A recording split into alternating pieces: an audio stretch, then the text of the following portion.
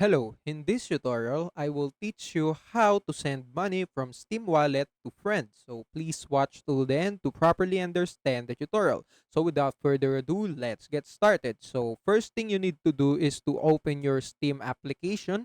And when you go to your Steam application, what you're going to do is to go to the store page. So here it is. So make sure that you're on the store page. So when you're on the store page, you can just click on the search tab and search for Steam gift cards. So this is where you will purchase a Steam gift cards that you can send to your friends. So Steam gift cards is just a fun cards that they can redeem and they will have money on their Steam wallet. And yeah, that's it. So if you want to gift it to your friend, just click send a digital Steam gift card.